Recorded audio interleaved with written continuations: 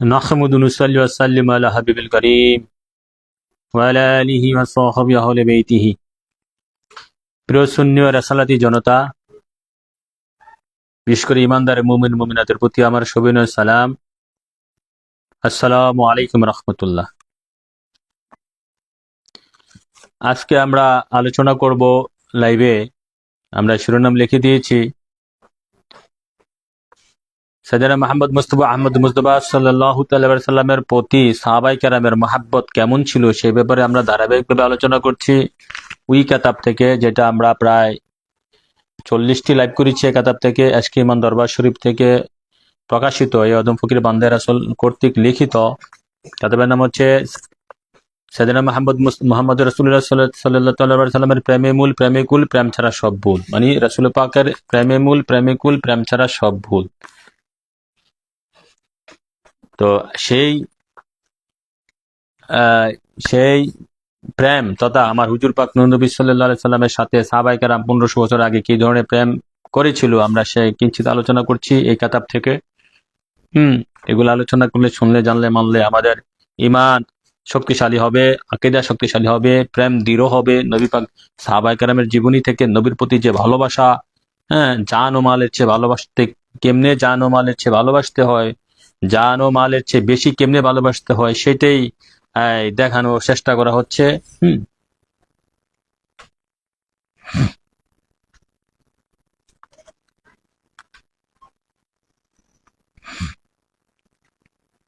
এরপর যে আমরা আজকে আলোচনা করব হযরত যায়েদ ইবনে দাছিন্না এবং তার সাথীদের এশকে রাসূলের উৎকর্ষ। হযরত যায়েদ ইবনে দাছিন্না এবং তার সাথীদের এশকে রাসূলের উৎকর্ষ। কুরাইশ সর্দার সুফিয়ান ইবনে খালিদ একটি চক্রান্ত রটালো এভাবে যে কিছু লোক মদিনা মুনওয়ারায় পাঠাবে আর তারা নিজেদের মুসলমান বলে প্রকাশ করবে। কুরাইশ সর্দারকে সুফিয়ান ইবনে খালিদ চক্রান্ত করেছিল মুশরিকরা। সাইয়েদনা মুহাম্মদ মুস্তাফা আহমদ মুজতবা সাল্লাল্লাহু আলাইহি সাল্লামের কাছে আবেদন জানিয়ে তাদের সাথে কয়েকজন মুবাল্লিগ নিয়ে যাবে। মুবাল্লিগ মানে যারা দাওয়াত পৌঁছিয়ে দেয়। অতঃপর তাদেরকে উহুদ যুদ্ধে নিহতদের বদলা স্বরূপ হত্যা করা হবে। এই কাজের প্রতিদান স্বরূপ তাদেরকে 100 উটের প্রলোভন দেখানো হলো।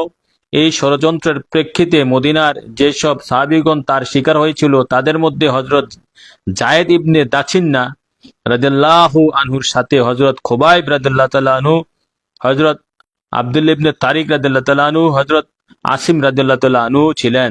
তারা ছিলেন অন্যতম শ্রেষ্ঠ আর কি, তারা ছিলেন বিখ্যাত। যে কুরাইশ মুশরিকরা কি ষড়যন্ত্র করেছিল যে রাসূল পাক সাল্লাল্লাহু আলাইহি সাল্লামের কাছে গিয়ে মুসলমান সেজে বলবে যে ইয়া রাসূলুল্লাহ, আমাদের কিছু মুবাল্লিগ দরকার, আমাদেরকে তালিম দেওয়া, শিক্ষা দেওয়ার জন্য আপনি কিছু লোক দেন। তো তাদের মধ্যে নবী পাক সাল্লাল্লাহু আলাইহি সাল্লাম দিয়েছেন। তাদের মধ্যে ছিলেন হযরত যায়েদ ইবনে দাছিন্না রাদিয়াল্লাহু তাআলা অন্যতম, তারপর হযরত খুবাইব রাদিয়াল্লাহু তাআলা আনহু, হযরত আব্দুল ইবনে তারিক রাদিয়াল্লাহু তাআলা আনহু, হযরত আসিম রাদিয়াল্লাহু তাআলা আনহু ছিলেন। এই 4 জনের প্রধান আরো ছিলেন, প্রায় 70 জনের টিম ছিলেন না, আমরা পরবর্তীতে জানতে পারবো। ষড়যন্ত্রকারীরা পথের মধ্যে তারা তাদের আরো সৈন্যদের ডেকে নিয়ে সাহাবায়ে কেরামদের সাথে সংঘাতমুখী হলো, কিন্তু সাহাবায়ে কেরাম সাহস হারালেন না, বরং প্রবল বিক্রমে তাদের সঙ্গে মোকাবেলা করলেন। এই মুষ্টিমেয় মুজাহিদরা শেষ নিঃশ্বাস পর্যন্ত লড়ল। 2 জন ব্যতীত সবাই শহীদের শরাব পান করল। ওই 2 জনকে মক্কায় নিয়ে বিক্রি করে দেওয়া হলো। তন্মধ্যে একজন হলো হযরত যায়েদ ইবনে দাছিন্না রাদিয়াল্লাহু তাআলা আনহু, যাকে সাফওয়ান ইবনে উমাইয়া 50টি উটের বিনিময়ে ক্রয় করে নিল, যেন তাকে প্রতিশোধমূলক হত্যা করে পিতা হত্যার জ্বালা মেটাতে পারে। নাউজুবিল্লাহ। আল্লাহ রাসূল কত পরীক্ষা, কত যুদ্ধ, কত ষড়যন্ত্র মোকাবেলা করতে হয়েছে ইসলাম প্রতিষ্ঠা করতে গিয়ে। কাফির মুশরিকদের ষড়যন্ত্রকারীদের মধ্যে সুলাফা বিনতে সাদ নামক একজন নারীও ছিল, যার 2 ছেলে উহুদ যুদ্ধে প্রাণ হারায়। সুতরাং সে এই প্রতিজ্ঞা করল যে যদি আসিম রাদিয়াল্লাহু আনহুর শির তার হস্তগত হয় তাহলে তার কুলি দিয়ে শরাব পান করবে। হযরত আসিম রাদিয়াল্লাহু তাআলা আনহু শাহাদাতের সুধা পান করার পূর্বে দরবারে ইলাহিতে এই আবেদন পেশ করলেন যে হে আল্লাহ, আমার প্রিয়তম মালিক সর্দার সাইয়েদনা মুহাম্মদ মুস্তাফা আহমদ মুজতবা সাল্লাল্লাহু তাআলা আলাইহি ওয়া আলিহি ওয়াসাল্লামের কাছে আমার শাহাদাতের সংবাদ পৌঁছিয়ে দিন। আল্লাহু আকবার, কি রাসূল, কি রসুল প্রেমের কি নিদর্শন। হে বিশ্বজাহানের প্রভু, আমার শির তোমার পথে উচ্ছেদ হচ্ছে, সুতরাং তা তুমি হেফাজত করো। তখন কাফেররা হযরত আসিম রাদিয়াল্লাহু তাআলা আনহুর শিরচ্ছেদ করছিল, যখন কাফেররা হযরত আসিম রাদিয়াল্লাহু তাআলা আনহুর শিরচ্ছেদ করছিল, তখন কোথাও থেকে যেন এক ঝাঁক মৌমাছি আসলো, আর তারা হযরত আসিমের লাশকে চতুর্দিক থেকে বেষ্টন করে ফেললো। আল্লাহু আকবার, রাসূলুল্লাহ, সাহাবীদের কেরামতি, সাহাবীদের হ্যাঁ কেরামতি। কাফেররা এই মনে করে শিরচ্ছেদ মুলতুবি রাখলো যে রাত্রে রাত্রে মৌমাছিগুলো দূর হয়ে যাবে, কিন্তু রাত্রে প্রচন্ড বৃষ্টিপাত হলো এবং শহীদের লাশকে তুফানের ঝাপটায় ভাসিয়ে নিয়ে গেল। অন্যদিকে হযরত যায়েদ রাদিয়াল্লাহু আনহুকে যখন শহীদ করা হচ্ছিল, তখন সেখানে মক্কার কাফির ও মুশরিকদের একদল জড়ো হলো। ওখানে আবু সুফিয়ানও ছিল। আবু সুফিয়ান হযরত যায়েদ রাদিয়াল্লাহু তাআলা আনহুকে লক্ষ্য করে বলল, আন আন আন সাদাত আন সাদালা লাহু, হ্যাঁ কি বলল? আবু সুফিয়ান হযরত যায়েদ রাদিয়াল্লাহু তাআলা আনহুকে লক্ষ্য করে বলল, আন সাদা লাল্লাহু ইয়া যায়েদু আতুহিব্বু আন্না মুহাম্মাদান সাল্লাল্লাহু আলাইহি ওয়াসাল্লাম আল আন ইনদানা মাকানাকা ইয়াদরিবু উনকাহু ওয়া ইন্নাকা ফি আহলিকা। হে যায়েদ, তোমাকে মহান প্রভুর কসম দিয়ে বলছি, সত্য সত্য বলো, সত্য সত্য তুমি কি এটা পছন্দ করবে যে এই মুহূর্তে তোমার জায়গায় মুহাম্মদ সাল্লাল্লাহু আলাইহি ওয়াসাল্লাম হতেন, আমরা তাকে হত্যা করতাম, আর তুমি আপন পরিবার পরিজন সাথে থাকতে? কি প্রশ্নটা করছে দেখেন। রাসূল প্রেমের পতঙ্গ হযরত যায়েদ রাদিয়াল্লাহু তাআলা আনহু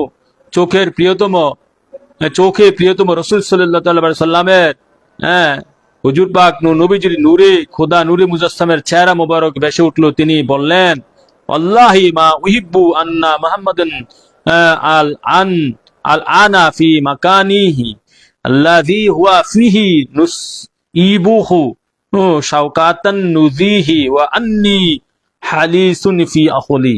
আল্লাহু আকবার, রাসূলুল্লাহ, খোদার কসম, আমি কখনো সহ্য করতে পারবো না যে আমার মালিক ও সর্দার সাইয়েদনা মুহাম্মদ মুস্তাফা আহমদ মুজতবা সাল্লাল্লাহু আলাইহি সাল্লামের শরীর মোবারকে একটি কাঁটা বিদ্ধ হবে আর আমি পরিবারের সঙ্গে আনন্দে বসবাস থাকবো। আল্লাহু আকবার, রাসূলুল্লাহ। এই হচ্ছে নবী পাক সাল্লাল্লাহু আলাইহি সাল্লামকে জানের চেয়ে বেশি ভালোবাসা। সাহাবারা যে প্রতিটা সাহাবী সেভাবে আমাদের জন্য নিদর্শন, দৃষ্টান্ত, উদাহরণ, উপমা রেখে গেছেন, সেটাই তার বাস্তব প্রমাণ, সেটাই তার বাস্তব প্রমাণ। কি বললো? হযরত যায়েদ ইবনে দাসান্নাকে যখন শহীদ করার জন্য মক্কার কুরাইশ মুশরিকরা নিয়ে আসলো, তখন এই কুরাইশ সর্দার আবু সুফিয়ান, পরে সে মুসলমান হয়েছিল মক্কা বিজয়ের পরে, সে বলছিল, হে যায়েদ, তুমি কোনটা প্রিয় মনে করো? যদি তোমার জায়গায় তুমি যাকে ভালোবাসো, তুমি যার ধর্ম গ্রহণ করেছো, যার জন্য যুদ্ধ করছো, যার জন্য তুমি জীবন দিতে চাচ্ছ, সে যদি তোমার জায়গায় হতো আর তোমাকে ছেড়ে দিতাম, তুমি তোমার পরিবার, সন্তান, বউর সাথে তুমি আনন্দে কাটাতে। এর উত্তরে সে বলছো, আল্লাহি মা উহিব্বু, সে আল্লাহর কসম, মাহুব্বু আন্না মুহাম্মাদান সাল্লাল্লাহু আলাইহি সাল্লাম আল আনা ফি মাকানিহি আল্লাযী হুয়া ফিহি তুসইবুহু শাওকাতান তুযিহি ওয়া আন্নী হালিসুন ফি হাওলি। সে খোদার কসম, আমি কখনো সহ্য করতে পারবো না যে আল্লাহর দোস্ত হাবিব নূরে খোদা নূরে মুজাসসাম সাইয়েদনা মুহাম্মদ মুস্তাফা আহমদ মুজতবা সাল্লাল্লাহু আলাইহি সাল্লামের দেহ মোবারকে একটা গাছের কাঁটা ফুটুক, সেটা আমি কখনো সহ্য করতে পারবো না। এটি হচ্ছে নবী প্রেমের, রাসূল পাক সাল্লাল্লাহু আলাইহি সাল্লামকে জান ও মালের চেয়ে বেশি ভালোবাসার প্রমাণ, দৃষ্টান্ত হচ্ছে এটা। এরকম আমি অনেক দেখাইছি সাহাবীদের জীবনী থেকে। তাহলে সেগুলো আমাদের মানতে হবে, সেগুলো আমাদের পালন করতে হবে, সেগুলো আমাদের বুঝতে হবে, অন্তরে গেঁথে নিতে হবে। তাহলেই সত্যিকারের মুমিন হওয়া যাবে, সত্যিকারের আশিক রাসূল হওয়া যাবে, সত্যিকার মুমিনকে দোজখ ভয় করবে, সত্যিকারের মুমিনের সেবা করার জন্য বেহেশতের হুরগুলো মান্দায় পা টিপবে। কথা বোঝা গেল?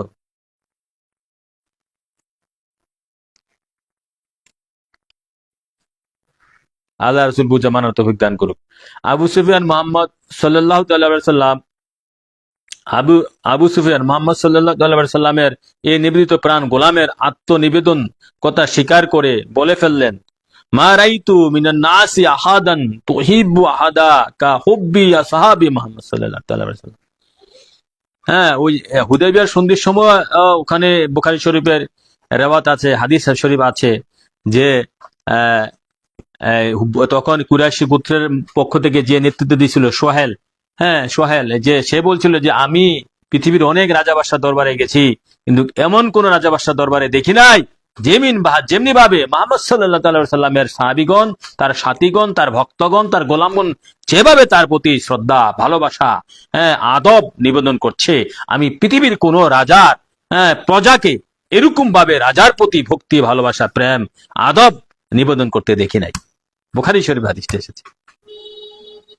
আর এখানে আবু সুফিয়ান বলছে, আবু সুফিয়ান এই মুসলমান হওয়ার আগে কি বলছে, মা রাইতু, আমি দেখিনি, মিনান নাসি, এমন কোন আহাদা, এমন কোন লোক, তুহিব্বু আহাদা কা হুব্বি আসহাবি মুহাম্মদ সাল্লাল্লাহু আলাইহি সাল্লাম, যে আমি এমন কোন লোক দেখিনি যে অপরকে এমন ভাবে ভালোবাসে যেমন মুহাম্মদ সাল্লাল্লাহু আলাইহি সাল্লামকে মুহাম্মদ সাল্লাল্লাহু আলাইহি সাল্লামের সাহাবীগণ, মুহাম্মদ সাল্লাল্লাহু আলাইহি সাল্লামের সাথীগণ যেভাবে ভালোবাসে,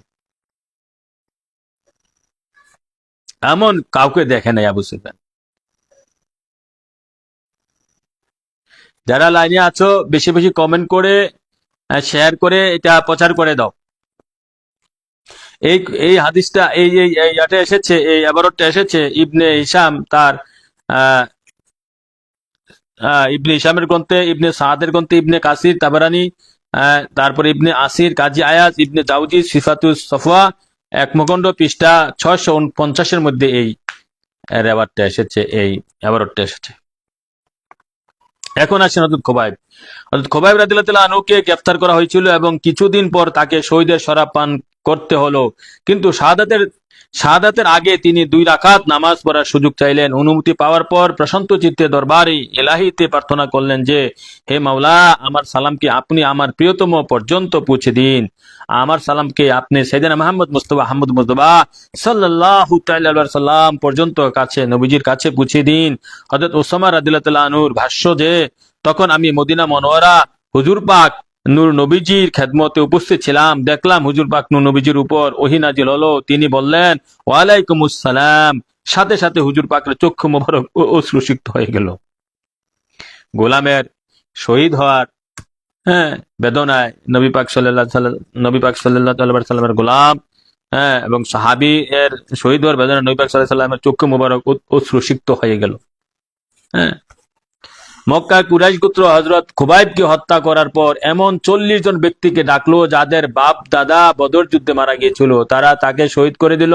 তার পবিত্র লাশটি মৃত্যুর কাষ্ঠে ঝুলানো ছিল, যার পাহারার জন্য কাফেররা 40 জনের একটি টিম নিযুক্ত করলো। যখন হুজুর পাক নূর নবীজি নূরে খোদা নূরে মুজাসসামের কাছে ওহীর মারফতে এই খবর পৌঁছলো, তখন তিনি বললেন, আইয়ুকুম ইয়াজিলু হুবাইবান আন খুতবাতিহি ওয়া লাহু জান্নাত, তোমাদের মধ্যে যে ব্যক্তি খুবাইবকে মৃত্যুর কাষ্ঠ থেকে নামাতে পারবে তার জন্য জান্নাত অবধারিত। হালবি সিরাতু হালবিয়া 3য় খণ্ড পৃষ্ঠা 160-61 মধ্যে এই আবারটা এসেছে। নবী সাল্লাল্লাহু আলাইহি ওয়াসাল্লাম বলেছেন যে হযরত খুবাইবকে যখন তারা পাশির কাষ্ঠে ছড়িয়ে ওখানে শহীদ করে ওখানে লটকিয়ে রাখলো, তখন নবী সাল্লাল্লাহু আলাইহি ওয়াসাল্লাম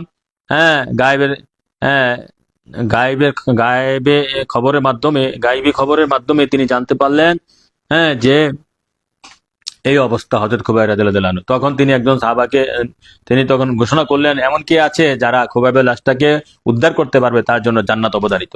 আল্লাহু আকবার। তাহলে জান্নাত নবী পাক সাল্লাল্লাহু আলাইহি সাল্লাম দিতে পারেন। এই 72 দল ওয়াহাবী খারিজিরা কয় নবী পাক সাল্লাল্লাহু আলাইহি সাল্লাম নাকি জান্নাত দিতে পারেন না। হায় হায়, তাহলে এটা কি বললো? আশারে মুবাশশিরের কে জান্নাতি বানাইছে? কে বলছে তারা জান্নাতি? আল্লাহ বলছে না, নবী পাক সাল্লাল্লাহু আলাইহি সাল্লামের জবান দিয়ে বেরোইছে, জবান মুবারকে বেরোইছে। আশারে মুবাশশিরাকে তো আমার নবী পাক সাল্লাল্লাহু আলাইহি সাল্লাম জান্নাতি বলছে, মা ফাতিমাতুল জোহরাকে নবীজি জান্নাতি বলছে, জান্নাতের যুবকদের সর্দার বলছে, জান্নাতি মহিলাদের সর্দার। ইমাম হাসান হুসাইনকে জান্নাতের যুবকদের সর্দার বলছে। হযরত আবু বকর সিদ্দিক ফারুক আজমকে জান্নাতে বয়স্কদের সর্দার বলছে, বানাই দিছে। তো নবী পাক সাল্লাল্লাহু আলাইহি সাল্লাম নিজে জান্নাত, জান্নাতের হাকিকত, হ্যাঁ, নবী পাক সাল্লাল্লাহু আলাইহি সাল্লাম জান্নাতের মালিক, জান্নাতের সমস্ত নেয়ামত নবীর নূর হতে, এইটার মধ্যে যাইতে হবে নবীর সিগনেচার নিয়ে, নবীর অনুমতি নিয়ে। নবী স্বয়ং জান্নাত। আল্লাহু আকবার, রাসূলুল্লাহ জান্নাত ছিলাম না, না? তাহলে এই রোজা নামাজ করে, রোজা নামাজ অবশ্যই নবীর দেখানো সিস্টেম, নবীকে ভালোবেসে রোজা নামাজ করবেন, হালাল খাইবেন, সত্য কথা কইবেন, হালাল খাইয়ার সালাত আদায় করতে হবে, নবীর সালাত। তবে হ্যাঁ, ব্যস্ত যার আশায় নয়। ব্যস্ত যাবেন কিভাবে? নবী যিনি ব্যস্তের মালিক তাকে যদি রাজি খুশি না করতে পারেন, ব্যস্ত কিভাবে যাবেন? যিনি ব্যস্তের মালিক তাকে যদি রাজি খুশি না করতে পারেন।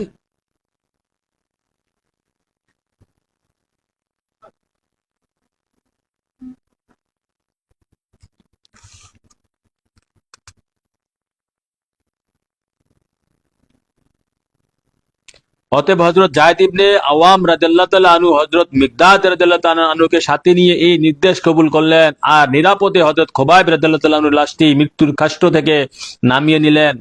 অতএব প্রমাণ হলো বেহেশতের মালিককে হুজুর পাক নূর নবীজি যে, বেহেশতের মালিককে হুজুর পাক নূর নবীজি যে, মাসুকের মাসুককে হুজুর পাক নূর নবীজি যে, প্রেমেরও প্রেমকে হুজুর পাক নূর নবীজি যে, গায়েবেরও গায়েবকে হুজুর পাক নূর নবীজি যে।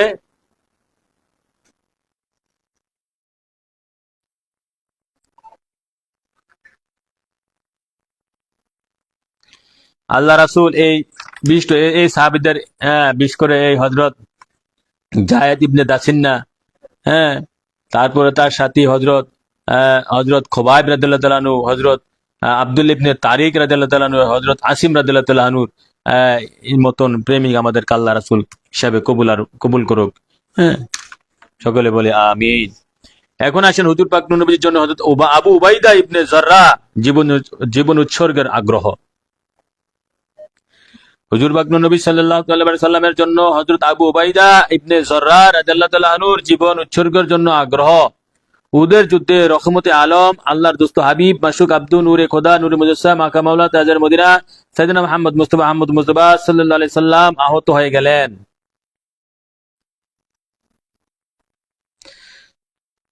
খুদের খুদের মানে লোহ টুপি, যা যুদ্ধ চলাকালীন অবস্থায় পরা হয়, আহ, খুদের করাগুলো মানে লোহ টুপি, হুজুর পাক নবীজির জাতি সেহরা মোবারকে জখমি করে দিল। আবু বকর সিদ্দিক ও আবু উবাইদা ইবনে জাররাহ রাদিয়াল্লাহু তাআলা আনহুমা তা দেখে দৌড়ে এসে হুজুর পাক নবীজির খেদমতে উপস্থিত হলেন। হযরত আবু উবাইদা রাদিয়াল্লাহু তাআলা আনহুর সামনে গিয়ে পবিত্র মুখায়ব মুবারক থেকে খুদের করাগুলো বের করে নিলেন। প্রথম করা যখন বের করছিলেন তা টানার চোটে তিনি পিছনে ছিটকে পড়লেন এবং তার একটি দাঁত মুবারক ঝরে পড়ল। কিন্তু নবী মশালের পতঙ্গ নিজের জখমকে কোনো পাত্তাই দিলেন না, বরং হুজুর পাক নবীজির জাতি নূরের জাতি সুরতের মুখমণ্ডল মুবারক থেকে খুদের দ্বিতীয় করাটিও বের করে নিলেন। এমনকি তিনি আবারও চোট খেয়ে ছিটকে পড়লেন এবং দ্বিতীয় দাঁতটিও ঝরে পড়ল। ইবনে হিশাম আসিরাতুন নবুবিয়া,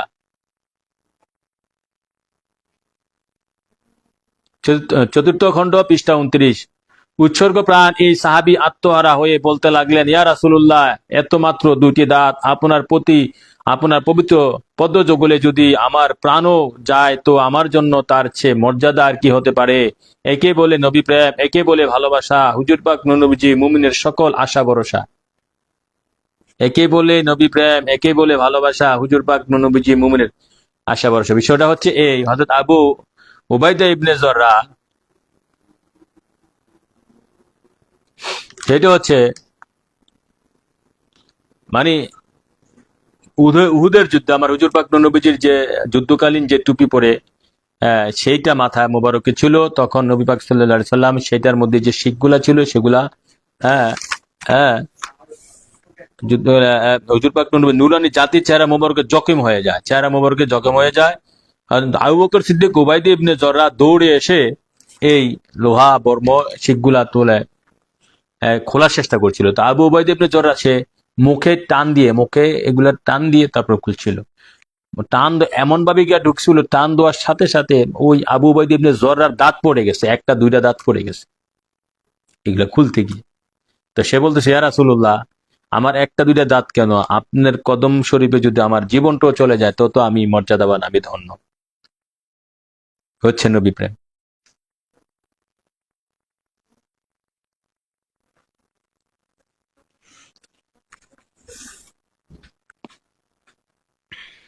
এখন আসেন হযরত সাওয়াদ ইবনে গুজিয়াল বিরল প্রতিরোধ। হযরত সাওয়াদ ইবনে গুজিয়ার বিরল প্রতিরোধ। আল্লাহ দুস্তাবি মাসুক আব্দুল নূরে খোদা নূরি মুজাসসাম আকা মাওলানা তাজের মদিনা সাইয়েদনা মুহাম্মদ মুস্তাফা আহমদ মুস্তাফা সাল্লাল্লাহু তাআলা আলাইহি ওয়াসাল্লামের গোলাম সাহাবারা এশকের তরঙ্গে একটি বিপ্লব সৃষ্টি করে দিয়েছিল আল্লাহর সৃষ্টি জগতে। কথা সত্য।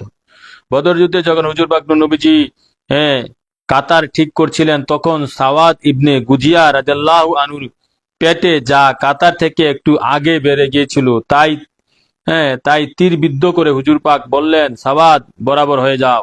এই প্রেক্ষিতে হযরত সাওয়াদ রাদিয়াল্লাহু আনহু বললেন, ইয়া রাসূলুল্লাহ, আপনি আমাকে কষ্ট দিয়েছেন, যেহেতু আল্লাহ পাক আপনাকে ইনসাফকারী হিসাবে পাঠিয়েছেন, তাই আমার বদলা দিয়ে দিন। সাথে সাথে রাসূলুল্লাহ সাল্লাল্লাহু আলাইহি সাল্লাম আপন পেট মুবারক থেকে কাপড় সরিয়ে নিলেন এবং বললেন, বদলা নিয়ে নাও। তিনি তো মূলত বাহানা খুঁজছিলেন, তাই কৌশলটি হাতছাড়া করলেন না। তারপর হযরত সাওয়াদ রাদিয়াল্লাহু আনহু হুজুর পাক নবীজির উদর মোবারকটি জড়িয়ে ধরলেন আর চুমু খেতে লাগলেন। নবী আকরাম সাল্লাল্লাহু তাআলা আলাইহি ওয়াসাল্লাম জিজ্ঞেস করলেন, হে সাওয়াদ, কোন জিনিসটি তোমাকে এই কাজের প্রতি উদ্বুদ্ধ করেছে? কালা রাসূলুল্লাহ সাল্লাল্লাহু আলাইহি ওয়াসাল্লাম, হাদারা মা তারা ফা আরাদতু আন ইয়াকুনা আখিরু আহাদি বিকা ওয়া আন ইয়ামাসসা জিলদি জিলদাকা ফাদাআলাহু রাসূলুল্লাহ সাল্লাল্লাহু আলাইহি ওয়াসাল্লাম বিখাইর। হযরত সাওয়াদ বললেন, ইয়া রাসূলুল্লাহ, আপনি তো সঠিক পরিস্থিতিতে পর্যবেক্ষণ করেছেন। আমার মনে হচ্ছে আমি যুদ্ধে আর বাঁচব না। সুতরাং আমার মনে এই আকাঙ্ক্ষা জাগলো যে আপনার সাথে এটি আমার শেষ ব্যবহার হোক, যে আমার শরীর আপনার পবিত্র জাতি নূরের জাতি সুরত মুবারকে স্পর্শ করে ধন্য হোক। আল্লাহ আকবার। রাসূলুল্লাহ অতবার হুজুর পাক নবীজি নূরে খোদা নূরে মুজাসসাম হযরত সাওয়াদ রাদিয়াল্লাহু আনহুর জন্য নেক দোয়া করলেন। ইবনে কাসির, ইবনে হিশাম, তাবারি, ইবনে আসিম, হালবি আর সিরাতুল হালবিয়া দ্বিতীয় খণ্ড পৃষ্ঠা 402 এর মধ্যে এই এবারটা এসেছে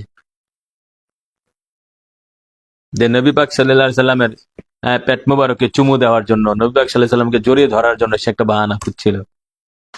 হ্যাঁ, এখন যারা বলে এই চুমু দেওয়া জায়েজ নেই, তা নবী পাক সাল্লাল্লাহু আলাইহি সাল্লামের পেট মোবারকে চুমু দিলে যারা বলে চুমু দেওয়া জায়েজ নেই, মাথা নোয়ানো জায়েজ নেই, কদম বুছি করা জায়েজ নেই, এই যে এখন যে হযরত সাওয়াদ ইবনে গুজিয়া যে নবী পাক সাল্লাল্লাহু আলাইহি সাল্লামের পেট মোবারকে চুমু দিয়েছিল, তখন তার মাথা নুইছিল কিনা আমার জিজ্ঞাসা, জাতির কাছে আমার জিজ্ঞাসা, পথভ্রষ্ট দলের যারা আছে তাদের কাছে আমার জিজ্ঞাসা যে হযরত সাওয়াদ ইবনে গুজিয়া রাদিয়াল্লাহু আনহু যখন নবী পাক সাল্লাল্লাহু আলাইহি সাল্লামের পেট মোবারকে চুমু দিচ্ছিল এই হ্যাঁ একটা বাহানা করে, তখন তার মাথা নুইছিল কিনা?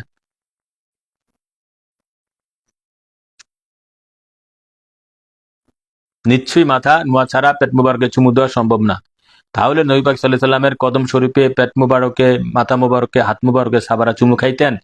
এটা সুন্নতে সাহাবী, সুন্নতে আলী, হযরত আলী রাদিয়াল্লাহু তাআলা আনহু তার চাচা হযরত আব্দুল ইবনে আব্বাস রাদিয়াল্লাহু আনহুর হাতে এবং পায়ে চুমু খাইতেন। আমার নূর নবীজির কদম শরীফে সাহাবা কেরাম চুমু খাইতেন। এটা সুন্নতের সাহাবী। এখন যারা এটার বিরুদ্ধে ফতোয়া দেয় তারা কত বড় দাজ্জাল, কত বড় মিথ্যুক, কত বড় ইসলাম বিরোধী, সত্য বিরোধী।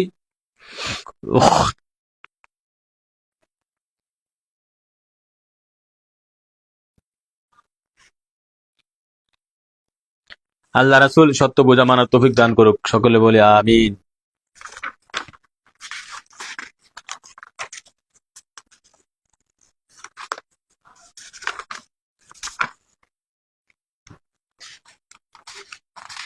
অনেক আছে।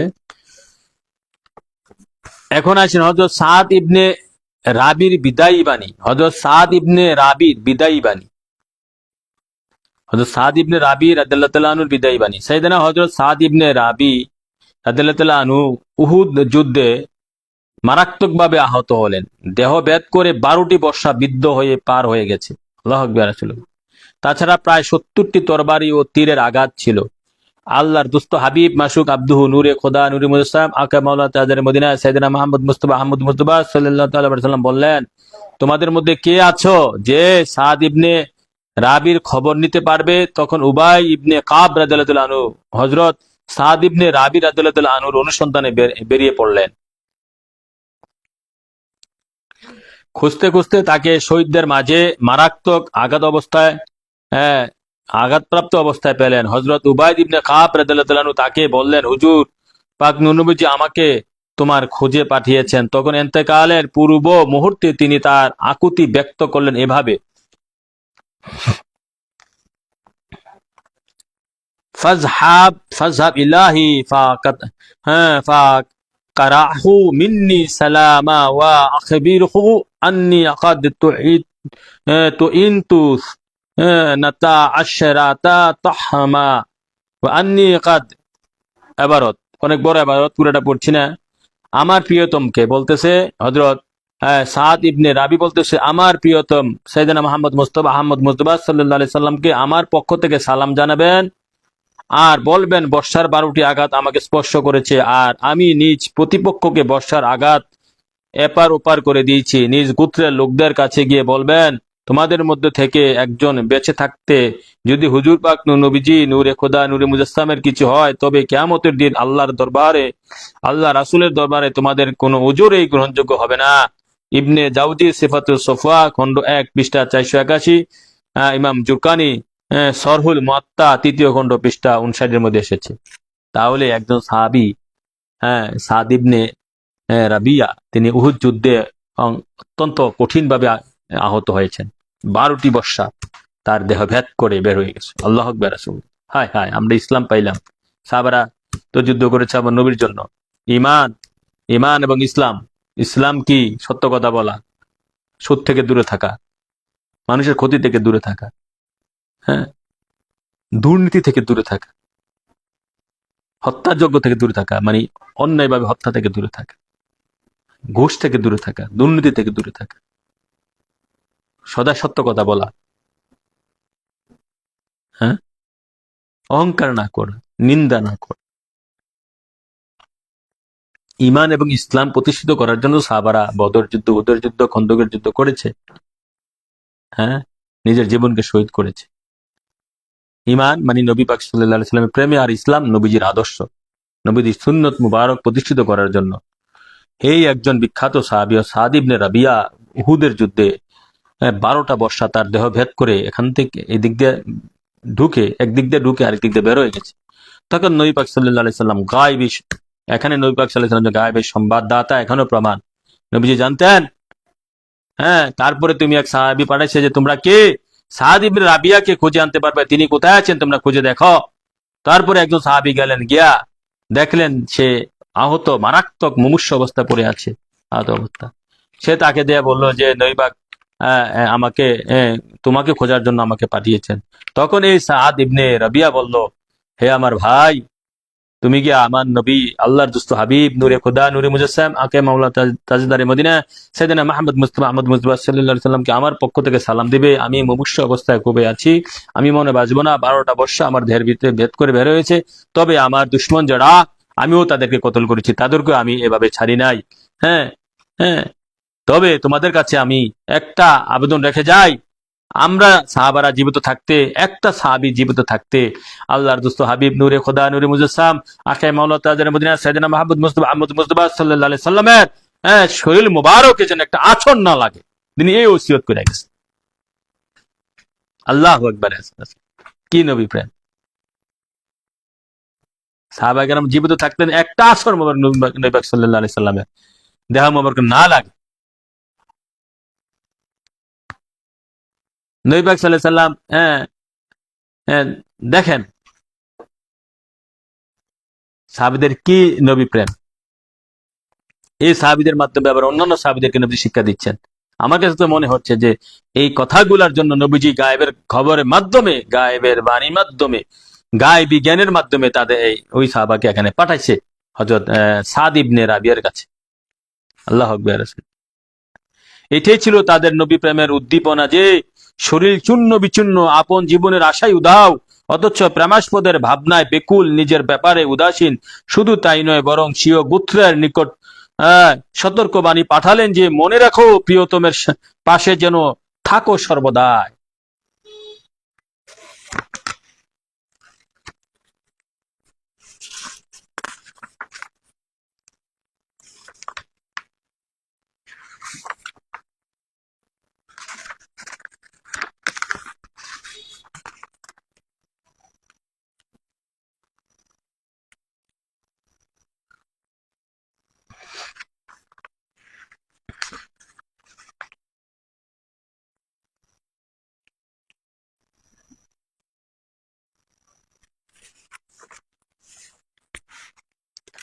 এখন আসেন হযরত আবু আইয়ুব আনসারীর ভালোবাসা ও প্রাণ উৎসর্গের উদ্দীপনা। নবী পাক সাল্লাল্লাহু আলাইহি সাল্লাম মদিনা শরীফে এসে, হ্যাঁ, যার বাড়িতে তিনি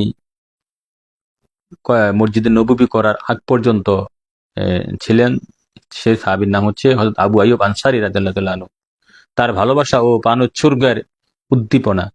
হিজরতকালে অন্তিম পথে আল্লাহর দোস্ত হাবিব মাসুক আব্দুহু নূরে খোদা নূরে মুস্তাফা মাকে মাওলা তাজের মদিনায় সাইয়েদনা মুহাম্মদ মুস্তাফা আহমদ মুজবা সাল্লাল্লাহু তাআলা আলাইহি ওয়াসাল্লাম কোবায় অবস্থান করলেন। প্রথম তো হিজরত করে প্রথম কোবায়, মদিনার পাশে কোবা শহরে ছিলেন।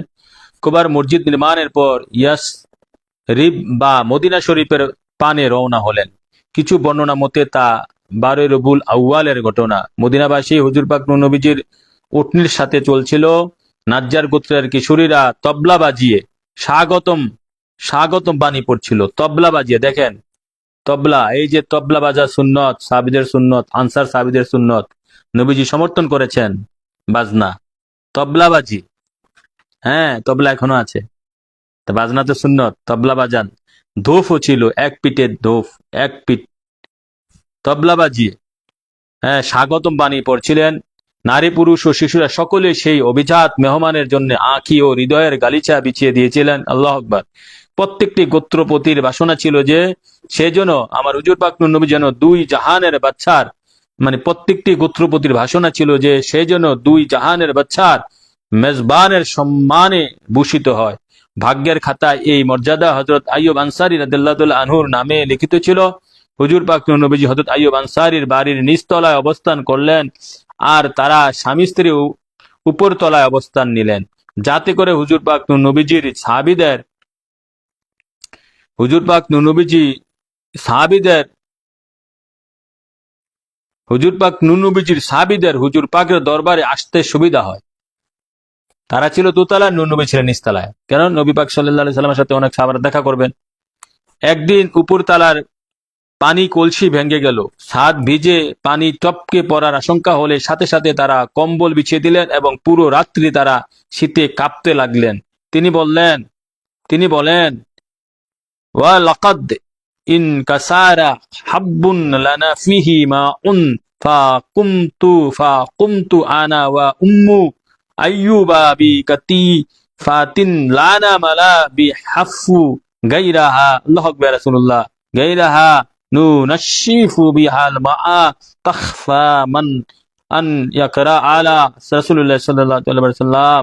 অর্থ, আমাদের পানির কলসি ভেঙে গেল, সুতরাং আমি আর আমার স্ত্রী উম্মে আইয়ুব আমাদের একটি কম্বল দ্বারা তা পরিষ্কার করছিলাম, এই আশঙ্কায় যে না জানিয়া আবার পানি টপকে হুজুর পাক নবী সাল্লাল্লাহু আলাইহি সাল্লামের উপরে পড়ে আর তিনি কষ্ট পান।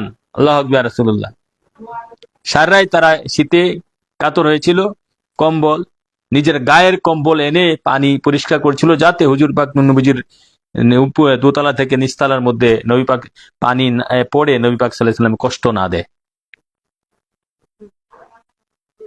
আল্লাহু আকবার। রাসূলুল্লাহ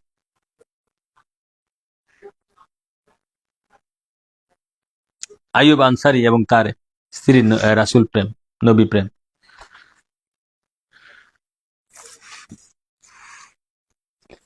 এখন আসেন আমিরে মুহাবিয়া, নবী প্রেম।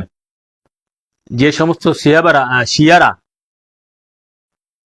সেই সমস্ত রাফিজি শিয়ারা হযরত সাইয়েদনা আমিরে মুয়াবিয়া, হযরত মুয়াবিয়া রাদিয়াল্লাহু আনহুর সমালোচনা করে, তাদের এটা ভালো করে জেনে রাখা উচিত, হযরত আমিরে মুয়াবিয়া নবী পাক সাল্লাল্লাহু আলাইহি ওয়াসাল্লামের একজন আশিক ছিলেন এবং সত্যনিষ্ঠ সাহাবী ছিলেন।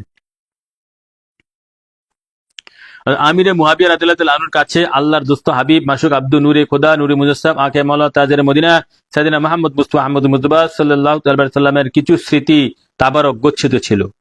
যখন তিনি অন্তিম মুহূর্তে তখন এই বলে ওসিয়ত করলেন, কে? আমিরে মুয়াবিয়া রাদিয়াল্লাহু আনহু ওসিয়ত করলেন,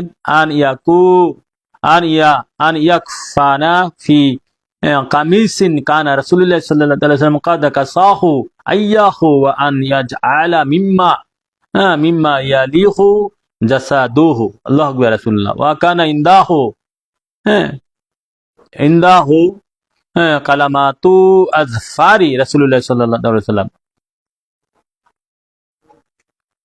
অর্থ, যে জামা দ্বারা যেন কাফন দেওয়া হয়,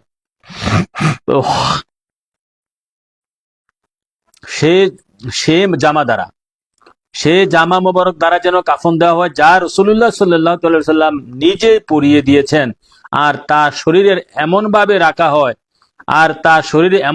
রাখা হয় যে মধ্যখানে অন্য কোনো কাপড় আড়াল না থাকে। তাছাড়া হযরত মুয়াবিয়ার কাছে হুজুর পাক নূর-ই-নবী নূরে খোদা নূরে মুজাসসাম আকা মাওলা তাজের মদিনা সাইয়েদনা মুহাম্মদ মুস্তাফা আহমদ মুজতবা সাল্লাল্লাহু আলাইহি ওয়াসাল্লামের কিছু বরকতময় কর্তিত নখ মোবারক ছিল। নূর নবীজির নখ মোবারক হযরত মুয়াবিয়ার কাছে।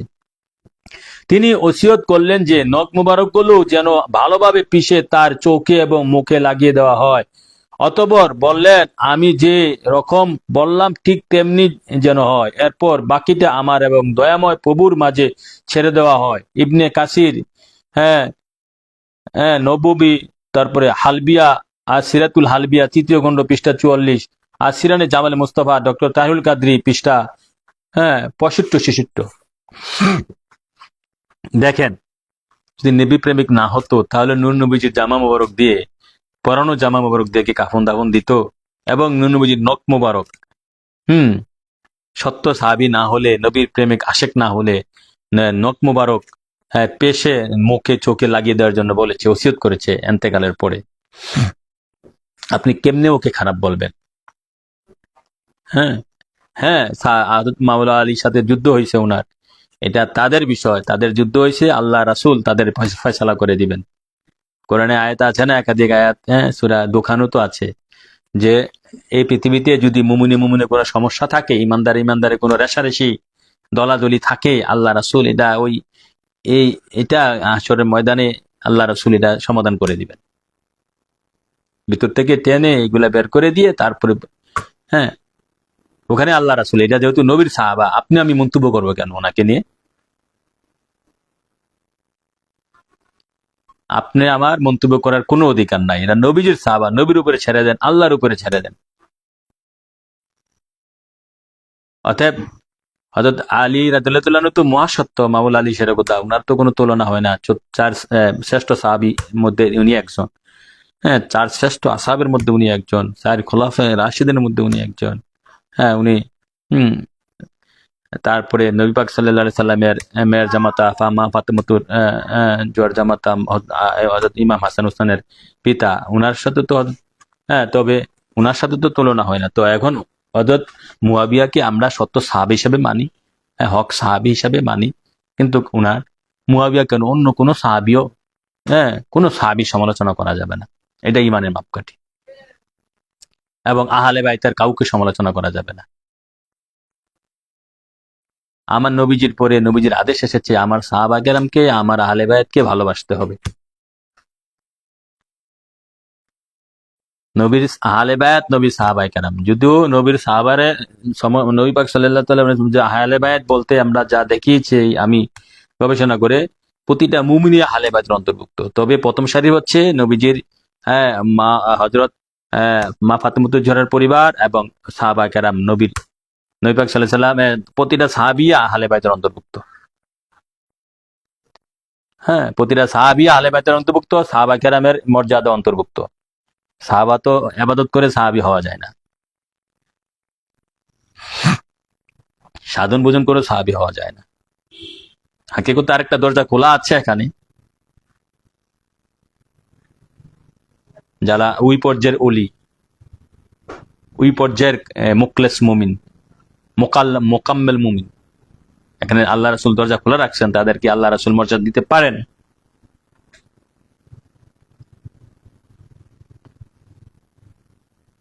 তো আমরা প্রত্যেক সাহাবীকে এবং এবং নবী পাক সাল্লাল্লাহু আলাইহি সাল্লামের প্রত্যেক আহলে বায়াতের সদস্যদেরকে আমরা ভালোবাসি নবীর পরে, তাদেরকে সত্য বলে মানি, তাদের কোনো সমালোচনা করা যাবে না, তাদের নিয়ে কোনো মন্তব্য করা যাবে না। সেইটি হচ্ছে আমাদের সুন্নি আকীদা, এটি হচ্ছে আমাদের হকপন্থী যারা আউলে হক যারা তাদের আকীদা। আর এই সমালোচনা তো নিজের করবেন, self criticism is the best criticism. নিজে আত্মসমালোচনা হচ্ছেই বড় সমালোচনা। নিজের ত্রুটিগুলো তুলে ধরেন, দিয়েই তো কতটুকু বলতে পারেন। হ্যাঁ, নিজে যে দুনিয়াতে চলতে গিয়ে কত হাজারো মিথ্যা, হাজারো কি মুনাফিকি চরিত্র, সুদ ঘুষ মদ মাশ্চর্য সিটিং বাটপারি ঠকবাজি আমানত খেয়ানত, এই যে করছেন, নিজের এগুলা তুলে ধরেন। এমনই কেন 1500 বছর আগেকার সাহাবীদের সাথে আপনি রেশারেশি কেন? এটা হচ্ছে একটা দল, ওই সদরউদ্দিন কেরানীগঞ্জের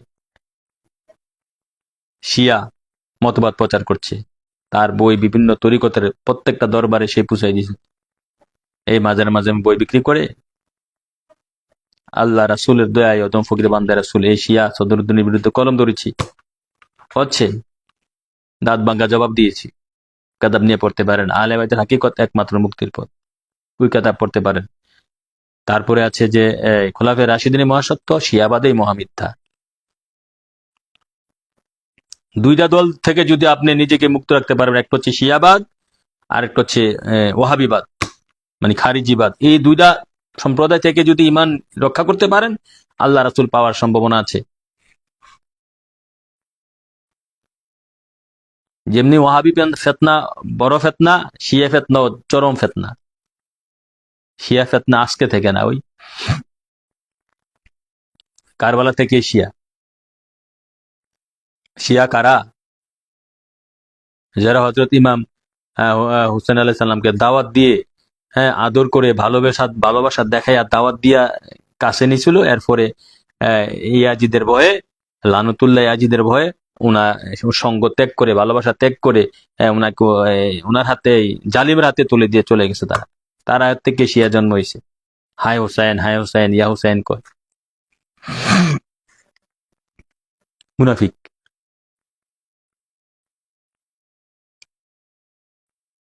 আর খারিজি হচ্ছে এজিদের পন্থীরা, এজিদ থেকে খারিজি। আর ইমাম হুসেন আলাইহিস সালাম থেকে যারা যারা ইমাম হুসেন আলাইহিস সালামের প্রেমিক, আমার নবীজির পরে যারা হুসেনকে ভালোবাসে, তারাই সুন্নি। ইমাম হুসেনকে ভালোবাসতে হবে এবং সমস্ত সাহাবায়ে কেরামকে ভালোবাসতে হবে, এটা নবীজির আদেশ। কুড়ি কুড়ি দলিল আছে, কুড়ি কুড়ি হাদিস আছে। আল্লাহ রাসূল তার সত্য বোঝা মানার তৌফিক দান করে। সকলে বলে আমিন।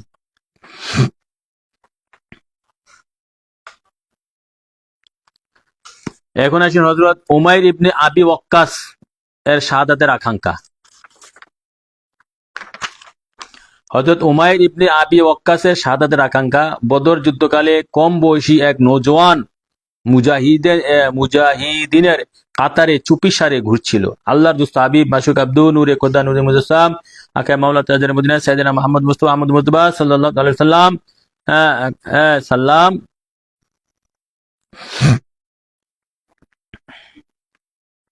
সাল্লাম কাতারবন্দি করার মুহূর্তে সেই নওজোয়ানকে দেখে বললেন, আরে বেটা, তোমার তো এখনো যুদ্ধ করার বয়স হয়নি, সুতরাং তুমি ফিরে যাও। শাহাদাত পিয়াসী সেই নওজোয়ান হুজুর পাক নবীজির আদেশ শুনে অশ্রুসিক্ত হয়ে গেল এবং বলল, ইয়া রাসূলুল্লাহ সাল্লাল্লাহু আলাইহি ওয়াসাল্লাম, আমার পিতামাতা আপনার কদম শরীফে কুরবান হোক, আমি যুদ্ধে অংশগ্রহণ করার অনুমতি চাচ্ছি। আশা করি আমার রক্ত আল্লাহর রাহে কবুল হবে। হুজুর পাক নবীজি তার ইমানি স্প্রিয়া দেখে অনুমতি দিয়ে দিলেন এবং তাকে তরবারিও দিলেন। ইতিহাসে সেই নওজোয়ানকে উমাইর ইবনে আবি ওয়াক্কাস নামে স্মরণ করা হয়। তিনি সাদ ইবনে আবি ওয়াক্কাসের ছোট ভাই। সাদ ইবনে আবি ওয়াক্কাস ছোট ভাই। যিনি আশারে মুবাশশিরের 10 জনের একজন। যুদ্ধ যখন শুরু হলো তখন তিনি দুশমনের উপর ঝাঁপিয়ে পড়লেন। অবশেষে এশকের ও বীরত্বের রক্ত ঢেলে মাত্র 16 বছর বয়সে শাহাদাতের মর্যাদায় সমাসীন হলো। আর রাসূল প্রেমিকের খাতায় নিজের নাম লিখিয়ে দেওয়ার সৌভাগ্য অর্জন করেন। ইবনে সাদ হাকেম শুয়াইলি ইবনে আসির জাহাবি ইবনে জাউজি হাইসামি ইবনে হাজর আসকালানি ও মরওয়াজি আহ, এই লেখকগণ, এই সমস্ত লেখকগণ এই ঘটনাটা তাদের কেতাবে তুলে ধরেছেন।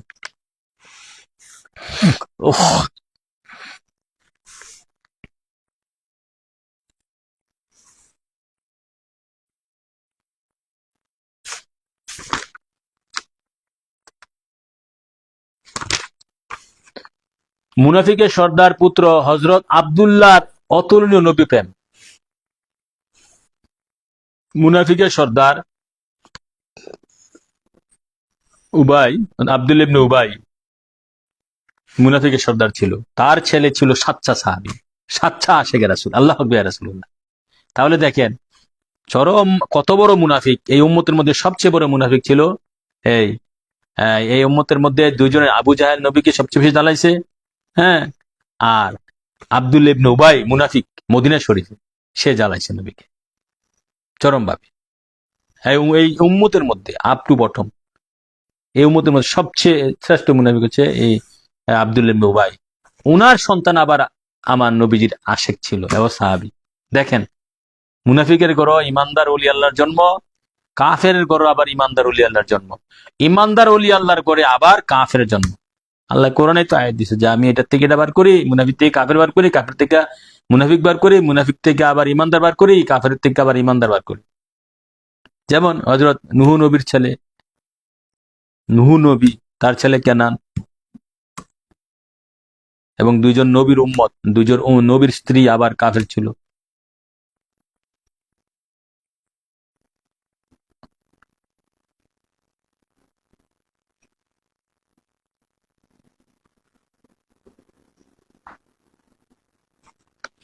তা আমরা একটু তাহলে পাঠ করি। মুনাফিকের সর্দার আব্দুল্লাহ উবাইয়ের ছেলে আব্দুল্লাহ, এর নামও আব্দুল্লাহ, আশিক রাসূল ছিল। আব্দুল্লাহ ইবনে উবাই মুনাফিকের সর্দার ছিল। সাইয়েদনা আহমদ মুস্তাফা সাল্লাল্লাহু আলাইহি সাল্লাম মদিনায় তাশরিফ নেওয়ার পূর্বে তাকে ইয়াসরিবের বাদশা বানানোর পরিকল্পনা চলছিল। মদিনার বাদশা বানানোর পরিকল্পনা চলছিল এই মুনাফিককে। হ্যাঁ, মুনাফিকরাই বেশিরভাগ বাদশা হয়। কিন্তু হুজুর পাক নবীজি মদিনা শরীফে আগমনের পর এই পরিকল্পনা স্বপ্নে রয়ে গেল। আব্দুল্লাহ ইবনে উবাই এবং মদিনার মুনাফিকরা ইসলাম ও ইসলামের নবীকে ঠেকানোর জন্য নীল নকশা বুনতে শুরু করলো। হযরত আব্দুল্লাহ রাদিয়াল্লাহু আনহু সেই আব্দুল্লাহ ইবনে উবাইর সন্তান ছিলেন, কিন্তু মুনাফিক পিতা ষড়যন্ত্রমূলক চিন্তা চেতনার সঙ্গে তার কোনো সম্পর্ক ছিল না। তিনি হুজুর পাক নবীজিকে প্রাণ দিয়ে আশেক মুখলেস সাহাবী ছিলেন। তিনি হুজুর পাক নবীজির প্রাণপ্রিয় আশেক মুখলেস সাহাবী ছিলেন। ধীরে ধীরে তার কাছে নিজ পিতার ষড়যন্ত্রমূলক কর্মকাণ্ডের স্বরূপ উন্মোচন হতে লাগলো। হযরত আব্দুল্লাহ রাদিয়াল্লাহু আনহু হুজুর পাক নবীজির দরবারে উপস্থিত হলেন এবং নিজ পিতার অসঙ্গতিপূর্ণ কার্যকলাপের প্রেক্ষিতে বললেন, ইয়া রাসূলুল্লাহ, আমাকে নির্দেশ করুন, আমি রাস্তা থেকে আমার পিতার কাঁটা সরিয়ে দেই, যাতে করে দিনের অগ্রগতির পথে সামনে কোনো বাধা আভাসই না থাকে। আল্লাহু আকবার। রাসূলুল্লাহ এই আব্দুল্লাহ ইবনে উবাই মুনাফিকের সর্দার, মানে নিজ সন্তান আব্দুল্লাহ রাদিয়াল্লাহু আনহু, মানে নিজ পিতাকে খুন করার জন্য নবীর কাছে অনুমতি চাচ্ছে। আল্লাহু আকবার। রাসূলুল্লাহ, কি প্রেম, কি ভালোবাসা, কি ইসলাম! তাকেই বলে ইমান, তাকেই বলে ইমানের আশেক, তাকে বলে ইসলামের আশেক, তাকে বলে খাঁটি নবী প্রেমিক। হ্যাঁ, নবীর কাছে আবেদন করছি, ইয়া রাসূলুল্লাহ, আমার পিতা মুনাফিক আমার কাছে ধরা খেয়েছে, আপনার দুশমন শত্রু, আমি তাকে কতল করব নিজ হাতে, আপনি আমাকে অনুমতি দিন। তখন নবীজি কি বলছে দেখো,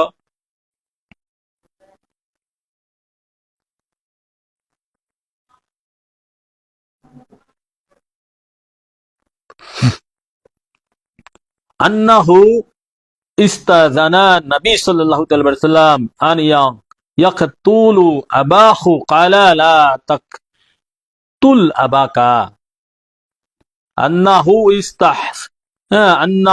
ইস্তাহজানা নবী সাল্লাল্লাহু আলাইহি ওয়াসাল্লাম আন ইয়াকতুলু আবাহু ক্বালা লা তাকতুল আবাকা ইয়া রাসূল। অর্থ, হযরত আব্দুল্লাহ রাদিয়াল্লাহু আনহু মানে সন্তান, হযরত মুনাফিকের সন্তান, হ্যাঁ, সাচ্চা সাহাবী আব্দুল্লাহ রাদিয়াল্লাহু আনহু নবী পাক সাল্লাল্লাহু আলাইহি সাল্লামের কাছে আপন পিতা আব্দুল্লাহ ইবনে উবাই, আপন মুনাফিক পিতা আব্দুল্লাহ ইবনে উবাইকে হত্যা করার অনুমতি চাইলে হুজুর পাক নবীজি বলেন, নিজ পিতাকে হত্যা করো না। নিজ পিতাকে হত্যা, নবীজি হত্যার আদেশ দেয় নাই। হাকেম এই হাদিসটা বর্ণনা করেছেন ইমাম হাকেম, আব্দুর রাজ্জাক, তার সাইবানি, হাইসামি, ইবনে হাজার আসকালানি, আল ইসাবা ফি তামাইজিম সাহাবা 14 খণ্ড পৃষ্ঠা 155। হ্যাঁ, কি সাচ্চা আশেক ছিল নিজ পিতা মুনাফিক পিতাকে হত্যা করার জন্য। মুনাফিক কে? নবীর সাথে দুশ্মনী মুনাফিক। একটা হচ্ছে মুনাফিকের চরিত্র, যার মধ্যে ইমান ঠিক কিন্তু মিথ্যা কথা বলে, হ্যাঁ, আমানত খেয়ানত করে, হারাম খায়, এগুলা মুনাফিক চরিত্র। হ্যাঁ, কথা দিয়ে কথা রাখে না কিন্তু আকীদা ঠিক, এটা হচ্ছে মুনাফিক চরিত্র।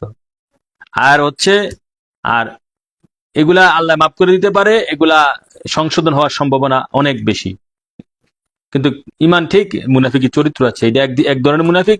আরেক ধরনের মুনাফিক হচ্ছে, হ্যাঁ, চরিত্র তো ঠিক নাই, ইমান আকীদাও নবীজির প্রতি, রাসূল পাক সাল্লাল্লাহু আলাইহি সাল্লামের প্রতি ইমান আকীদা ঠিক নাই। নবীকে কিছু মানে কিছু মানে না এখনকার মুনাফিক, হ্যাঁ, শিয়া এবং ওয়াহাবি খারিজিরা। রাসূল পাক সাল্লাল্লাহু আলাইহি সাল্লামকে কিছু মানে কিছু মানে না, এগুলা মুনাফিক। কলমা শরীফ পড়ে, নামাজও পড়ে, রোজাও রাখে, হজও করে, যাকাতও করে, নবীজির সম্মান শুনলে চেহারা কালো হয়ে যায়, নবীজির প্রশংসা শুনলে মজা লাগে না। এগুলো আকীদাগত মুনাফিক, এগুলো হচ্ছে ডেঞ্জারাস, এগুলা দাজ্জাল। এগুলো থেকে সতর্ক থাকতে হবে। এ ধরনের আরেকটা ঘটনা হযরত আবু হুরায়রা রাদিয়াল্লাহু আনহু বর্ণনা করেছেন। মুনাফিক সর্দার আব্দুল্লাহ ইবনে উবাই একটি উঁচু টিলার ছায়া বলেছিলেন, উঁচু টিলার ছায়ায়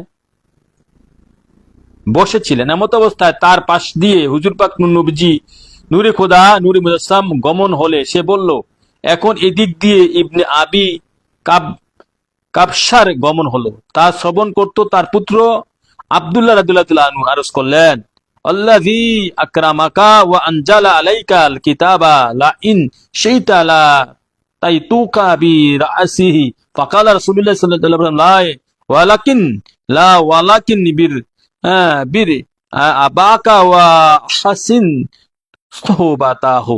ইয়া রাসূলুল্লাহ, সেই সত্তার সব কসম যিনি আপনাকে সম্মানিত মর্যাদাবান করেছেন, যদি আপনার মর্জি হয় তাহলে আমি আমার বক্ত পিতার শির ছিন্ন করে আপনার খেদমতে উপস্থিত করব।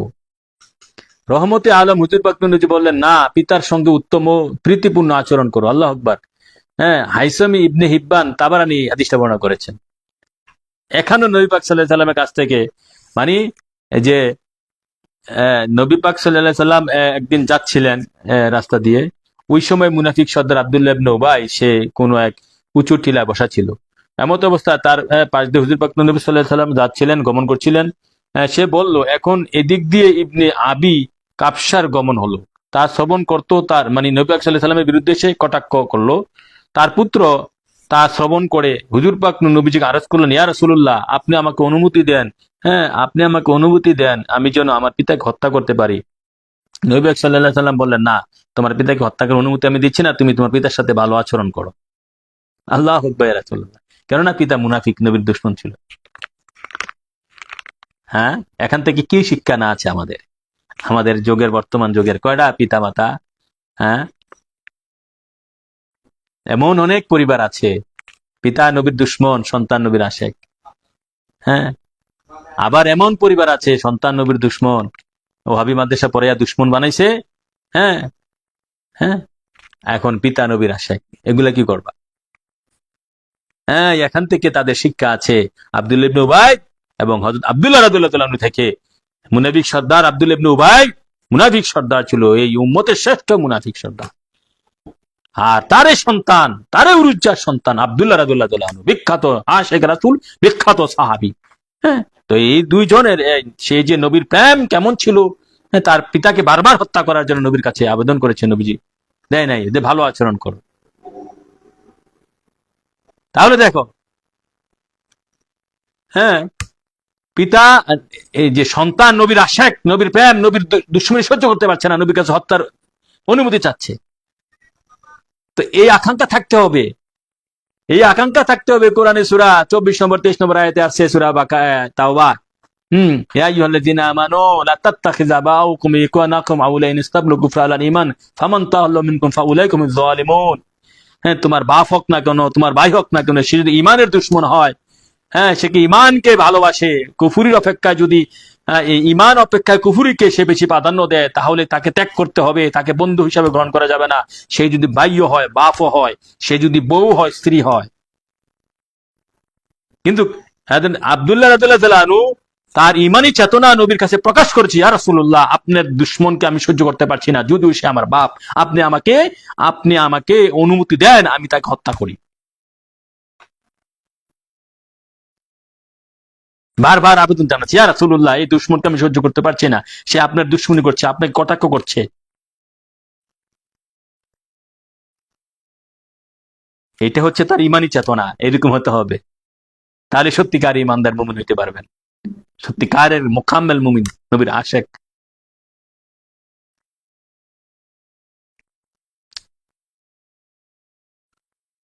হ্যাঁ, আমরাও এখনকার যুগে বা এরকম ভাবে আমরাও হুকুম দেই না যে তুমি তোমার পিতা নবীর দুশমন হলে খুন করে ফেলো। হ্যাঁ, কিন্তু যে যদি আপনি নবীর আশা হন, আপনি পিতা নবীর দুশমন হয়, কিন্তু আপনার মনের ভিতরে ধারণা থাকতে হবে যে না, প্রয়োজনে পৃথক হয়ে যান।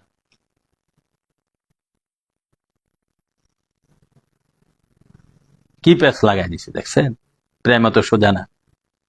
একই করেই, একই ফ্যামিলিতে একজন নবী প্রেমিক, হ্যাঁ, আরেকজন নবীর দুশমন, হ্যাঁ, আরেকজন হচ্ছে মুনাফিক। তো এগুলা বুঝে চলা এবং ইমান ঠিক রাখা, ইমান নবীর প্রেম ভালোবাসা অন্তরে ধরে রাখা এই যুগে অত্যন্ত কঠিন। ইমান ধরে রাখা, ইমান ধরে রাখা অন্তরে কালবে, ইমানি চেতনায় চেতনাবান হওয়া খুব কঠিন এখনকার যুগে। আল্লাহ রাসূল আমাদের সকলকে নবীর প্রেম, ইমান বোঝার তৌফিক দান করুক। সাহাবীদের প্রেম আমাদের অন্তরে, হ্যাঁ, সাহাবীরা যে নবীর সাথে প্রেম করেছে তা বুঝার তৌফিক দান করুক। তা বুঝে মেনে আমরা যেন আমাদের ইমান, হ্যাঁ, হ্যাঁ, উজ্জ্বল করতে পারি, দীপ্ত করতে পারি, আমাদের ইমান ধারালো করতে পারি, শানিত করতে পারি। আল্লাহ রাসূল আমিন। আব্দুল্লাহ রাদিয়াল্লাহু আনহুর মতো এ ধরনের কথা এমন নিবেদিত প্রাণ ব্যক্তি বলার সাহস রাখে যে হুজুর পাক নবীজির প্রেমে আপন সত্তাকে বিলীন করে দিয়েছেন। হযরত আব্দুল্লাহ রাদিয়াল্লাহু আনহু যখন আপন পিতা ইবনে উবাইকে হুজুর পাক নবীজির পথে বাধার প্রাচীর হয়ে দাঁড়াতে দেখলেন, তখন সেই প্রাচীরকে ধ্বংস করে দেওয়ার পরিকল্পনা করে ফেললেন। একেই বলে নবী প্রেম, একেই বলে নবীর ভালোবাসা, একেই বলে আশেক রাসূল, একেই বলে হুব্বে রাসূল। এরকম আরেকটি ঘটনা আছে, দেখেন, বনি মুস্তালাক, আরেকটি ঘটনা 3 নম্বরে। বনি মুস্তালাক যুদ্ধ থেকে ফেরার পথে এক স্থানে আব্দুল্লাহ ইবনে উবাই হুজুর পাক নবীজির শানে কিছু বেয়াদবিমূলক বাক্যলাপ করেছিল। এই মুনাফিক সর্দার আব্দুল্লাহ ইবনে উবাই নবীর শানে কিছু বেয়াদবিমূলক বাক্যলাপ করেছিল। তা দেখে তার আপন পুত্র হযরত আব্দুল্লাহ রাদিয়াল্লাহু আনহু তরবারি উঠিয়ে তার পিতার মাথায় ধরল। হায় হায়, নবী প্রেম! তরবারি উঠিয়ে পিতার মাথায় ধরল, হ্যাঁ, তাকে লাঞ্ছিত করলো। হযরত উসামা বিন জায়েদ রাদিয়াল্লাহু তাআলা বর্ণনা করেন, যখন হুজুর পাক নবীজি বনি মুস্তালাক যুদ্ধ থেকে ফিরছিলেন, তখন হযরত আব্দুল্লাহ রাদিয়াল্লাহু তাআলা দাঁড়ালেন এবং নিজ পিতার শিরে তরবারি উঠিয়ে বললেন, খোদার কসম, আমি ততক্ষণ পর্যন্ত তরবারি রাখবো না যতক্ষণ না আপনি বলেন যে হুজুর পাক নবী সাল্লাল্লাহু তাআলা সাল্লাম সম্মানের অধিকারী আর আমি অপদস্থ। পিতাকে বলতে বাধ্য করলো যে তুমি তোমার জবান দিয়ে বলো, আল্লাহর দোস্ত হাবিব নূরে খোদা নূরে মুজাসসাম আখে মাওলা তাজের মদিনা সাইয়েদনা মুহাম্মদ মুস্তাফা আহমদ মুজতবা সম্মানের অধিকারী, মহা সম্মানের অধিকারী, আর তুমি আব্দুল্লাহ ইবনে উবাই, তুমি হচ্ছে অপদস্থ। নিজেকে নিজে অপদস্থ স্বীকার করো। তরোয়াল ধরে কথা বলতে বাধ্য করলো। যখন এই খবর হুজুর পাক নবী সাল্লাল্লাহু আলাইহি সাল্লামের কাছে পৌঁছলো, তখন হুজুর পাক নবী সাল্লাল্লাহু আলাইহি সাল্লাম আব্দুল্লাহ রাদিয়াল্লাহু আনহুর সাহসিকতা পছন্দ করলেন আর গুণ কীর্তন করলেন। ইমাম হাইসামি হাদিসটা বর্ণনা করেছেন, ইমাম হুমায়দি, কুরতুবী, মুফাসসির কুরতুবী এবং আলুসি, মুফাসসির আলুসি তার তাফসিরে রুহুল মানিতে খণ্ড 28 পৃষ্ঠা 116 মধ্যে এই ঘটনাটা বর্ণনা করেছেন। আল্লাহু আকবার। রাসূলুল্লাহ সূরা মুনাফিকের কোন এক আয়াতের তাফসিরে এই পেয়েছি আমি, অন্যান্য তাফসিরে। কে বুঝলেন? এ হচ্ছে নবী প্রেম, এ হচ্ছে নবীর ভালোবাসা। আর বলেছিলাম না যে আবু বকর সিদ্দিক মক্কা থাকাকালীন অবস্থায় তার পিতা, বৃদ্ধ পিতা নবী পাক সাল্লাল্লাহু আলাইহি সাল্লামকে কটাক্ষ করেছিল, তখন থাপ্পড় দিয়া গাল ঘুরে লিছে, ঘুরাই দিয়ে নবী পাক সাল্লাল্লাহু আলাইহি সাল্লামের কাছে চলে গেছে। তখন পুরা কুরাইশ হয়ে গেছে আবু বকর তার পিতার উপর হাত তুলছে। হ্যাঁ, এই কথা নবী পাক সাল্লাল্লাহু আলাইহি সাল্লামের কাছে চলে গেছে। নবী পাক সাল্লাল্লাহু আলাইহি সাল্লাম আবু বকরকে দেখে বলে, আবু বকর তুমি কি তোমার পিতার গায়ে বল হাত তুলছ? আবু বকর বলতেছে, ইয়া রাসূলুল্লাহ, ইয়া রাসূলুল্লাহ, হ্যাঁ সাল্লাল্লাহু আলাইহি সাল্লাম, আমার সামনে যদি তরল থাকতো আমি তখন তরল বসিয়ে দিতাম পিতার কাল্লায়। আমার এমন রাগ উঠছে, আপনি দু জাহানের প্রতি কটাক্ষ করেছে। নবী পাক সাল্লাল্লাহু আলাইহি সাল্লাম কিছু বলে নাই। আল্লাহু আকবার। রাসূলুল্লাহ। তারপরে সাদ ইবনে আবি ওয়াক্কাসও কুরাইশদের কোন এক গোত্রের সর্দার ছিল, আশারে মুবাশশিরের একজন। তিনি যখন ইসলাম গ্রহণ করলেন, তখন তার মা কি বলল, বাবা আমি ততক্ষণ পর্যন্ত কোনো আহার করবো না, খাবো না, যতক্ষণ না তুমি ইসলাম থেকে, মুহাম্মদ সাল্লাল্লাহু আলাইহি সাল্লামের ধর্ম থেকে নিজেকে বের করে না আনবা। তখন হ্যাঁ তারপরে মা একদিন, দুদিন, 3 দিন খাচ্ছে না। তারপর অবশেষে সাদ ইবনে আবি ওয়াক্কাস এসে বলল, হে আম্মাজান, আপনি সম্মান, হ্যাঁ আপনি আমার জননী, আপনার মাধ্যমে পৃথিবীতে এসেছি, কিন্তু আম্মাজান আপনার তো একটা জান, মাত্র একটা জান আপনার দেহের মধ্যে আছে। এরকম 100 জানও যদি, 100 আত্মা যদি আপনার দেহের মধ্যে থাকে, আল্লাহ দেয়, একটা একটা করে যদি 100টা জানও বের হয়ে যায়, তাহলেও আপনি আমাকে আমার আমার মাসুক, আমার জানেরও জান সাইয়েদনা মুহাম্মদ মুস্তাফা আহমদ মুতবা সাল্লাল্লাহু আলাইহি সাল্লামের ধর্ম থেকে, নবীজির প্রেম থেকে, মহব্বত, ভালোবাসা থেকে আপনি কখনো ফিরাতে পারবেন না। মানে আপনার মতন এরকম 100 মাও যদি না খাইতে মারা যায়, তাহলে আমি এখান থেকে ফিরবো না। এ হচ্ছে নবী প্রেম। সাহাবীদের থেকে আমাদের শিক্ষা এগুলি।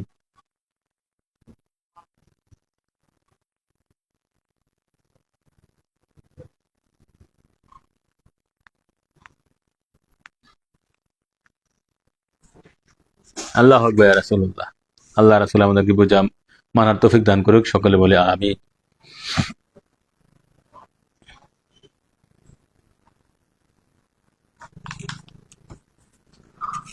এখন আসেন হযরত সুমাইয়া রাদিয়াল্লাহু তাআলা আনহার অসাধারণ ঈমানী চেতনা। হযরত আম্মার রাদিয়াল্লাহু তাআলা আনহুর মা হযরত সুমাইয়া প্রথম মহিলা সাহাবী, শহীদ হয়েছিল মক্কা নগরে। তিনি মহিলা প্রথম সাহাবী।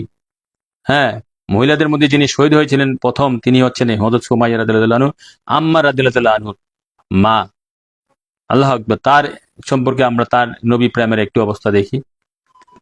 ইসলামের সুশীতল ছায়া সর্বপ্রথম আশ্রয় নেওয়ার সৌভাগ্য যেমন একজন নারী তথা হযরত খাদিজাতুল কুবরা রাদিয়াল্লাহু তাআলা আনহা অর্জন করেছিলেন, তেমনি ইসলামের রাস্তায় প্রাণোৎসর্গ নারীদের মধ্যে সর্বপ্রথম করার সৌভাগ্যটি অর্জন করেছিলেন একজন ভাগ্যবতী নারী। তিনি হলেন হযরত সুমাইয়া রাদিয়াল্লাহু তাআলা আনহা। তিনি হযরত আম্মার রাদিয়াল্লাহু তাআলা আনহুর সম্মানিত জননী ছিলেন, যারা রিসালাতের মর্যাদা রক্ষায় স্বীয় জানের কুরবানি পেশ করেছে। হ্যাঁ, ইসলাম কবুল করার পর থেকে তাদের প্রেম পরীক্ষা ও ইমানি শক্তিকে বিভিন্নভাবে যাচাই করা হয়েছে, কিন্তু তাদের অটল প্রেম ইমানের শক্তিকে প্রাণের বয়ও নিভাতে পারেনি। বর্ণনায় এসেছে যে তাদেরকে উত্তপ্ত বালুকা রাশির উপর শয়ন করানো হতো, কিন্তু তাদের পিপাসার্থ ঠোঁটের মাঝে রাসূল প্রীতির পুষ্পের সুরভি বিদ্যমান থাকতো। তাদের ধীরপদে ততটুকু পদাস্খলন ঘটেনি। নারী তো আসলেই সূক্ষ্ম কাচের নাম, যা মৃদু ঘর্ষণে টুটে যায়, কিন্তু হযরত সুমাইয়া রাদিয়াল্লাহু তাআলা আনহা ছিলেন কঠিন পাথর, যেন ইস্পাত। আল্লাহু আকবার। রাসূলুল্লাহ। বর্ণিত আছে যে আবু জাহল নরাদম সহস্তে হযরত সুমাইয়া রাদিয়াল্লাহু তাআলা আনহার লজ্জাস্থানে বর্ষা নিক্ষেপ করে শহীদ করে দেয়। তিনি যিনি ইসলামের প্রথম শহীদ ছিলেন, যাকে হিজরতের পূর্বে শহীদ করে দেওয়া হয়েছে, তিনি সেই রমণী যিনি মক্কা মুকাররমা ইসলাম গ্রহণ করে স্বীয় ইসলাম গ্রহণকে প্রকাশ্যে ঘোষণা করে দেন। ইবনে আবি সাইবা, হ্যাঁ, আসকালানি, মুজি, খুতিবে বাগদাদি, ইবনে আসির, উজদুল গাবাদ, সপ্তম খণ্ড, পৃষ্ঠা 153-তে এই রেওয়ার্ডটা এসেছে। আল্লাহ আকবার, ইয়া রাসূলুল্লাহ। ইবনে ইসাক হযরত আম্মার ইবনে ইয়াসিরের পরিবারের কারো থেকে বর্ণনা করেন, বনি মুগিরা উম্মে আম্মার সুমাইয়া রাদিয়াল্লাহু তাআলা আনহা কে ইসলাম গ্রহণের অপরাধে বিভিন্নভাবে কষ্ট দিয়েছে, কিন্তু তিনি ইসলামের স্বীকারোক্তি ছাড়া সবকিছুকে অস্বীকার করেছেন। অতঃপর তারা তাকে শহীদ করে দিল। যখন আবতা উপত্যকায় উত্তপ্ত রোদে নির্যাতনের শিকার আম্মার ও তার পিতা মাতা পাশ দিয়ে আল্লাহর দোস্ত হাবিব মাসুক আব্দুল নূরে খোদা নূরে মুজাসসাম আকাই মাওলা তাজদার মদিনা সাইয়েদনা মুহাম্মদ মুস্তাফা আহমদ মুজতবা সাল্লাল্লাহু আলাইহি সাল্লামের যাত্রা হতো, তখন হুজুর পাক বলতেন, হে ইয়াসিরের পরিবার, ধৈর্য ধরো, জান্নাত তোমাদের প্রতীক্ষায় আছে। হ্যাঁ, ইমাম বাহাক্কি হাদিসটা বর্ণনা করেছেন, ইমাম হাকিম বর্ণনা করেছেন, ইমাম তাবারানী, ইবনে সাদ, ইবনে হিসাম, ইবনে আসির এই হাদিসটা বর্ণনা করেছেন। আল্লাহু আকবার, রাসূলুল্লাহ। আম্মার হযরত সুমাইয়া ইয়াসার, হযরত আম্মার ইবনে ইয়াসার, হযরত আম্মারের বাপের নাম হচ্ছে ইবনে হযরত ইয়াসার রাদিয়াল্লাহু তাআলা আনহু, তার স্ত্রীর নাম হচ্ছে হযরত সুমাইয়া রাদিয়াল্লাহু তাআলা আনহু, যিনি ইসলামের প্রথম মহিলা সাহাবী। এই নরাদম আবু জাহেল তার লজ্জাস্থানে বর্ষা মেরে তাকে শহীদ করেছে। এবং এই হযরত ইয়াসার, হযরত সুমাইয়া এবং হযরত আম্মার রাদিয়াল্লাহু তাআলা আনহুকে এই যে নরাদমেরা মুশরিকরা কঠিন ভাবে নির্যাতন করত। তারা ওই সমাজের ওই সমাজের কি বলা যায়, দাস ছিল। যদিও ইসলামের মধ্যে তাদের মর্যাদা অনেক অনেক ঊর্ধ্বে, আল্লাহ রাসূল তাদের মর্যাদা অনেক অনেক দিচ্ছেন, বলার বাইরা। তো তাহলে এই যে তারা কেন এই অত্যাচার কেন ভোগ করেছে? একমাত্র নবীর প্রেমে, নবীকে গ্রহণ করার কারণে, নবীর ভালোবাসার কারণে, নবীকে ভালোবাসার কারণে। তো এই সাহাবীদের এই প্রেম ভালোবাসা যেন আমরা স্মরণ রাখি, এবং সাহাবীদের এই প্রেম ভালোবাসা থেকে যেন সাহাবীদের যে আমার নবী পাক সাল্লাল্লাহু আলাইহি ওয়াসাল্লামের প্রতি এই মহান প্রেম ভালোবাসা থেকে যেন আমরা শিখতে পারি, জানতে পারি, বুঝতে পারি, আমাদের ঈমান দৃঢ় ধারালো শানিত করতে পারি, শান দিতে পারি। এই আশাই ব্যক্ত রেখে আজকের মতো আমরা এখানে সংক্ষিপ্ত আলোচনা শেষ করছি।